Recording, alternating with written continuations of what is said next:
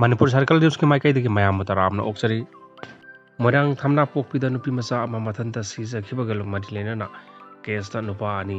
nupi ahum police na fare oja sing amasung mama mapa sing na inkalak liba masa sing wakhalon piba tangai phadre Bisnupur district ki Morang police station konba thamna pokpi makha lekai da class 9 khata tamni bi masa ge sahitra mari rom tamak ngairiba nupi masa ama masa maki mungna thori yalaga siramba thodokka mari lenina police na sahi nauriba nupa masa ani amasung sahi nauribi nupi masa mari phagat khre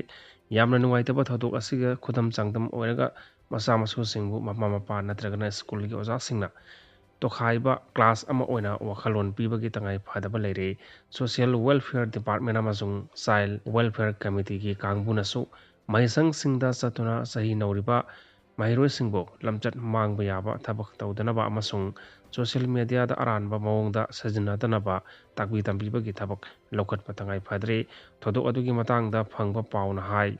leikhidra binubi masa adugi haksang gi kayat utpa video footage amakha social media da thadorokpa oki video viral adu mahakna phangba minute nifu gi manungda ka adumakta mahakna thori yalaga sijakhibani haiba si khangmangam ki masina taklibadi mahakpu ngayaktang oiragasu mapukning phathabinaba natragana themjin binanaba kanamata leikhide haibasini nupi macha adugi apokpa athapa mafamda thabak suba chatkhibani aduga mamana numitu lawsing uba yauna chatkhibana yumaduda kanamata lehodabani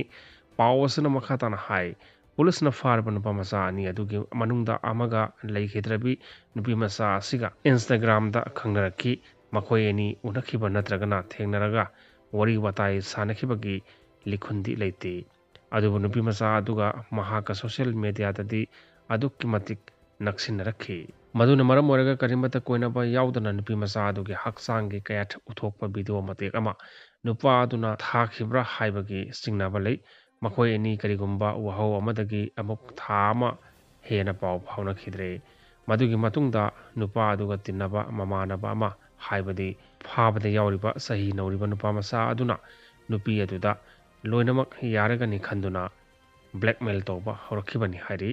pawasina makhatana hai thuna yangna video footage adu social media da viral orekle haibadu nupa aduna mangonda paw pirakhi madugi matung makna Hinglubadasu viral video adu masamakna thengnakhi maduna maram oiraga makhatana khandaba tawdana taibang panasida Hinglubagi kanafam leitre haiduna sijanabagi warep asi loukhiba oiramgani haina thajanari police tagi phangba pauna hairi pharabanu pamasa ani adusu nupi mari adusu minor ngaktani maramaduna makhoigi mathakta children in conflict with law matung inna Juvenile Justice Board ta puthok tungda observation home da thamkre nupi macha mari do police na lakhotkhibagi maru oiba maramdi makhoi ju video mate khado mingon da share tawruba chenabagini hairi khunai asida sahi nauriba ngang singi lamcha sajata mangba yaba site ka marum internet ta kanagumba kharana thagalagli asiguma site ching asi lengakna phana yamna thinglagaso ama natraga ama tawraga adumai khoigi marakta hinglaga lehali adugumba options sing adu wakhal mapung phadriba ngang singna yengluraga madugi matau makhoi su karigumba matamda tamlakpa yaurai madugi victim adu aikhoigi angang sing dasu thunglare marmaduna mama mapa oibasingna masa singbo section na wakhalon pigadabani